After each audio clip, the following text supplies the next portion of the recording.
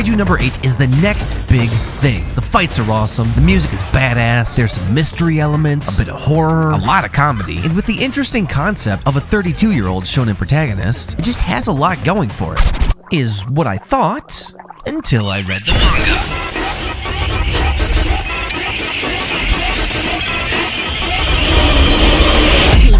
Hibino Kafka Hibino Kafka Hibino Kafka Hibino Kafka no Hibino Kafka Hibino Kafka Hibino Kafka Hibino is a 32-year-old man past his prime, filled with regret for not fulfilling his dream of fighting and ridding the world of kaiju, or the Japanese word for monsters. This anime proves that sometimes the best translation is no translation. The kaiju are monsters that magically spawn into reality and go around eating people. Go around almost eating people. They kind of just sit in front of people with their mouths open before getting annihilated by the Defense Force. Defense Force! The Defense Force is a highly sophisticated, technologically advanced government agency that somehow cannot detect kaiju until they appear right in front of their face. A highly sophisticated government agency made to defeat the kaiju using weapons and armor made from their corpses. These suits here have a power scaling mechanic built into them, by the way, so there's that. Back to Hibino Kafka. Failed at joining the Defense Force, but his childhood friend, Mina, did not. She passed. She's in the Defense Force. And now Kafka himself is stuck in a job he hates, pretty much cleaning up after her. Until one day, a new Kohai comes along. Kafka saves him like a badass, and then Kohai-kun convinces Kafka to try out for the Defense Force one last time. One last shot at his dreams, at redemption. One last chance to become who he wants to be. Then Kafka eats the hair of the number one hero. Eats a kaiju bug thing, which is never addressed again, and instantly becomes the strongest character in the show. Kaiju number 8. It sounds like I don't like it. I know it sounds like I don't like it, but I really have enjoyed the anime so far. It's pretty awesome, as long as you don't think about it. Like, why the fuck does she have a giant domesticated tiger? Studio Production I.G is giving Kaiju number 8 the royal treatment. So obviously the production is amazing. Animation and fight scenes are awesome. There's things exploding. There's guts flying everywhere. It's raining blood. OP is great. The song is unique. Visuals are awesome. And the main theme for Kaiju number 8, the character, not the show. That shit goes hard. It's all like down, down, and down, down, down, and down, down. The characters are kinda generic and tropey, but they're at least likable. We've got hot-headed, small-chested, tsundere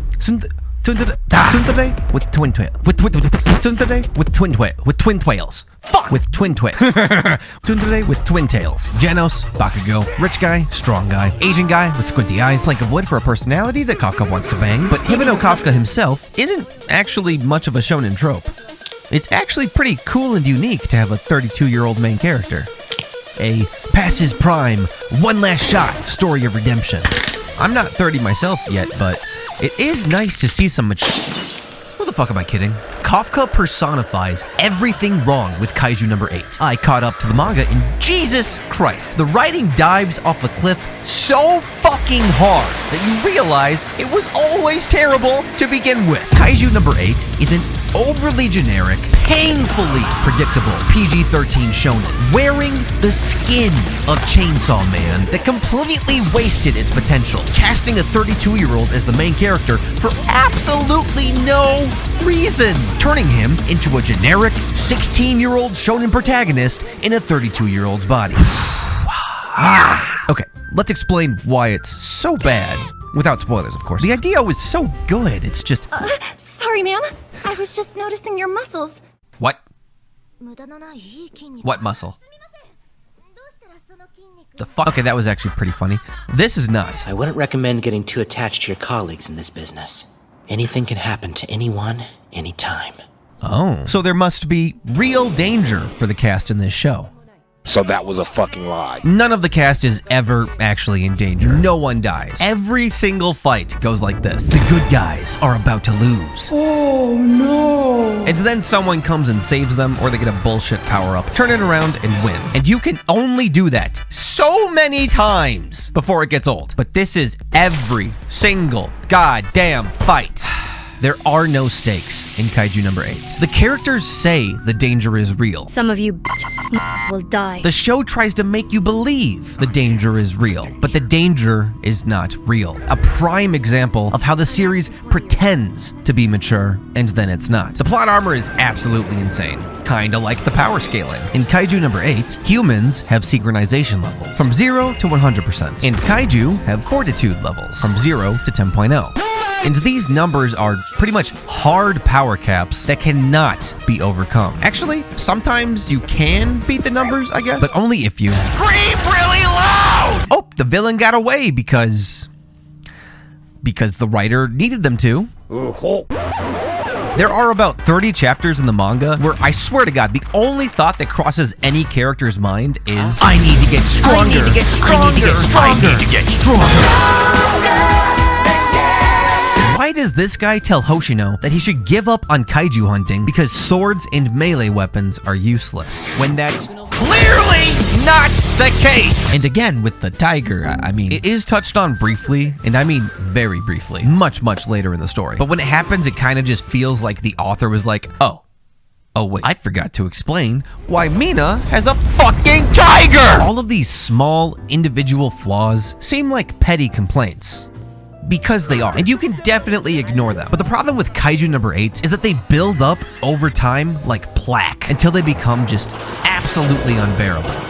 And now we come to 𝐒𝐀𝐔𝐂𝐄, the crux, the linchpin, the manifestation of everything wrong with Kaiju number 8. A 32-year-old man past his prime, striving for that one last chance to be who he wants to be. That just gets thrown out the window. Kafka is a man-child who acts like your typical teenage shonen protagonist, and whose age becomes only ever relevant as comic relief. So, you know, fuck you, old people. Being old sucks. If I ever get old, I'm just gonna... Kafka as a human starts off as really weak, yet he finds these creative ways to be useful through knowledge and experience. For the first few episodes, and then never again. Now he just becomes number 8 and punches things, which makes you think, why? Why start with the middle-aged man premise just to make him act like a kid? Why put on this facade of a mature, dark series just to devolve into the most inoffensive, predictable, stereotypical battle shonen that you have ever seen? Who is this series made for? It's not made for kids.